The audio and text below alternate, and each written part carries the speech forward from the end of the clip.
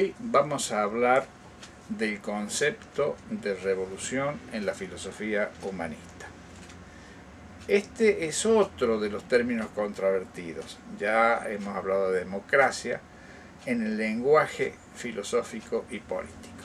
Revolución tiene una definición muy clara y concisa, pero se la usa en forma chabacana, ilícita, o se sostiene el cliché de la violencia como elemento constitutivo indispensable. Para los humanistas, y lo decimos rápidamente para deslindar contextos y conceptos, se confunde la revolución con los procedimientos para la toma del poder. La revolución es la transformación profunda de las estructuras sociales, del orden jurídico, de las relaciones políticas y del modelo económico. La toma del poder, violenta o pacífica, puede obedecer solo a una necesidad de cambiar la orientación política o tratarse de una guerra de liberación nacional destinada a echar un poder extranjero, pero dejando luego las estructuras como estaban. Es el caso de la llamada Revolución Norteamericana. Echaron a los ingleses, pero no varió la economía ni se alteraron las relaciones sociales. Otro tanto se puede decir de las revoluciones en América Latina. Se sustituyó la dependencia de España por la dependencia de Gran Bretaña. Lamento decir esto, que contradice las lecciones del colegio primario y secundario, pero veamos otros casos. Se puede llegar al poder por vía pacífica, electoral por ejemplo, y producir un cambio radical en el marco institucional y de las relaciones sociales y económicas. Tan posible es como que una toma del poder basada en la violencia más despiadada solo cambie el gobierno y el ascenso de una clase social como reemplazo de otra y fracasen los cambios estructurales. Es el caso de la llamada Revolución Francesa de 1789. O sea, por lo dicho hasta aquí, que solo los cambios de fondo concretados permiten hablar con pertinencia de la revolución. Conclusión: revolución es diferente de la forma en que se obtiene el poder y no va unida necesariamente a violencia, aunque muchas revoluciones hayan comenzado violentamente o hayan debido recurrir a ella, a la violencia, para sostener los cambios y combatir a quienes querían volver al orden anterior. Revolución es, entonces, creo que esto lo escribieron Bobbio y Matteucci, una subversión total del orden establecido.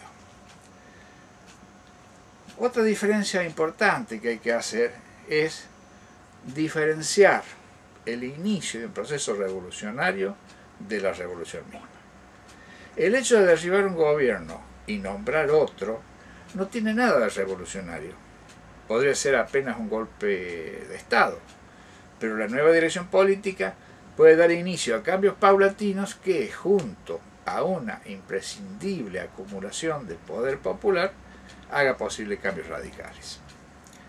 Este es un tema para conversar mucho, pero nos interesa dejar en claro algunas cosas y plantear distintas situaciones, aunque sean solo las más probables. Reiteramos, hay algunas ideas sobre las que vamos a insistir.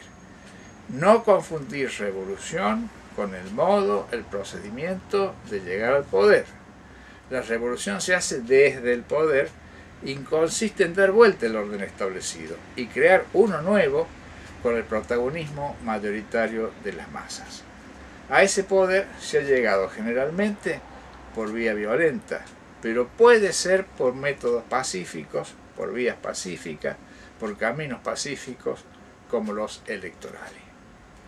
No es necesario entonces que sea por la fuerza. Las características ineludibles del proceso para hacer una revolución es tener el poder, contar con una ideología que diseñe una nueva sociedad y contar con un importante apoyo de masas dispuestas a respaldar los cambios y a hacer frente a la reacción de los sectores que van a sentirse perjudicados. Veamos otras opiniones sobre este vocablo. El Diccionario de la Lengua Española, Castellana, de María Moliner, define a la revolución como una alteración grave, extensa y duradera del orden público, encaminada a cambiar un régimen político. Otra acepción que da el mismo diccionario es cambio muy radical en cualquier cosa.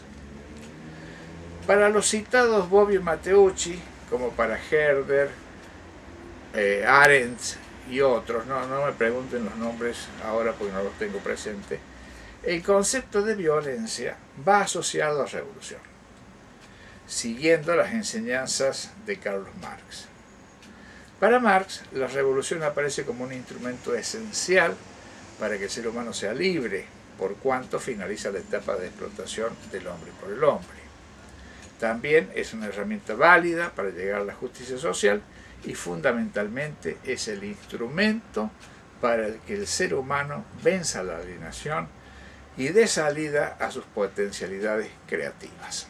El concepto de revolución en este autor es superior a todo lo conocido hasta ese momento, hasta entonces, y no está lejano del humanismo, aunque hay una diferencia importante en el modo de llegar al poder.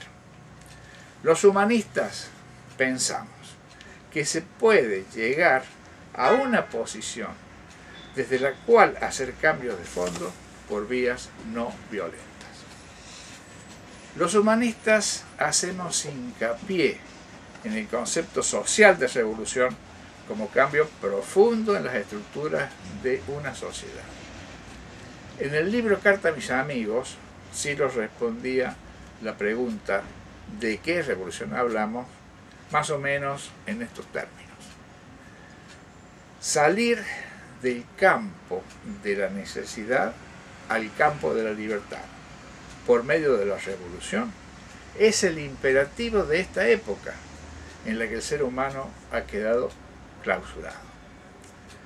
Las futuras revoluciones, si es que irán más allá de cuartelazos, de golpes palaciegos, de reivindicaciones de clases o de etnia o de religión, tendrán que asumir un carácter transformador, incluyente, sobre la base de la esencialidad humana.